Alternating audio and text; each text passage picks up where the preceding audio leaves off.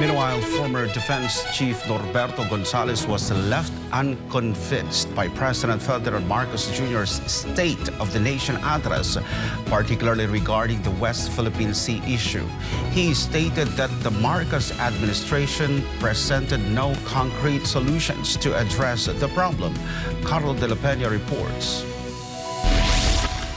Recently, another altercation took place in the disputed territory in the South China Sea between troops of the Armed Forces of the Philippines and the Chinese Coast Guard.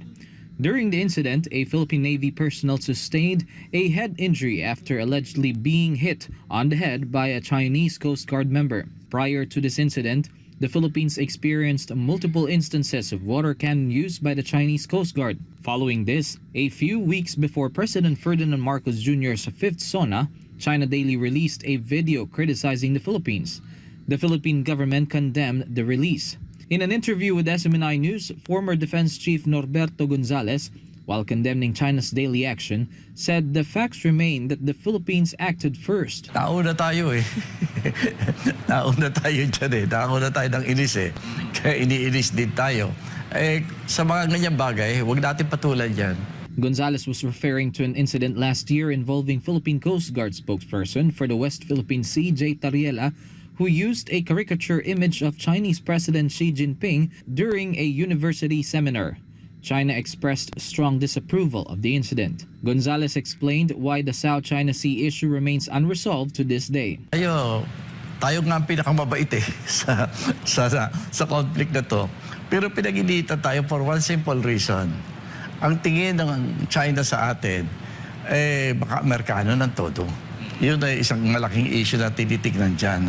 Tayo ay bahagi ng defense strategy ng Amerika. Kaya tayo pinag-iinitan. The former defense chief stressed that to stop the dispute between the two nations, the Philippines must strengthen dialogue with China. Unang-una, palakasin ang dialogue. No? Palakasin natin. Hindi natin pwedeng iwasan yung dialogue. No? Kaya hanggat maaari, makipag-dialogue tayo. At kung may mga paiimbita pa tayo ng mga nirespetadong bansa sa mundo, natutulungan tayo dyan sa dialogue, gawin natin. He added that the Philippines must demonstrate to other nations that the government is taking steps to strengthen its own defense capacity. According to Gonzales, this would help earn respect from other world leaders. Pangalawa, hindi natin nalalaman kung ano ang response ng ating katunggali dito. Kaya kailangan ay preparasyon. Kaya nga ako, nire-recommend ako, hindi ito makakagulo.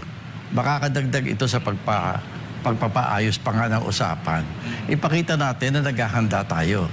Yung paghahanda na, ang inihahanda natin yung mga nanggagaling sa mga kaibigan. Ang paghahandang gagawin natin, yung kaya natin. Kaya nga nire-recommend ako yung compulsory military service for the next 5 years. No? Para yung mga kabataan natin maihanda. In his SONA, President Marcos reiterated the Philippines' rights in the West Philippine Sea. This is not a claim that we advance alone, nor is it one that we will abandon.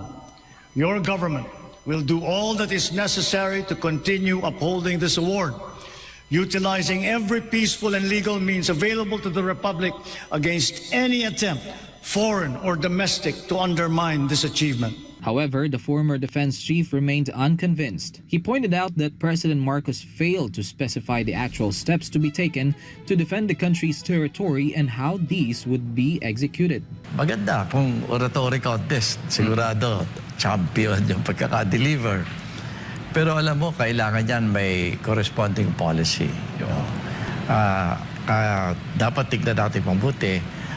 Sinabi na natin na ipaglalaban natin, titindig tayo. Paano tayo titindig? Ano ang ating mga nararapat gawin para tayo ay ma-i-honor natin yung ating paghahamon na ginagawa, no?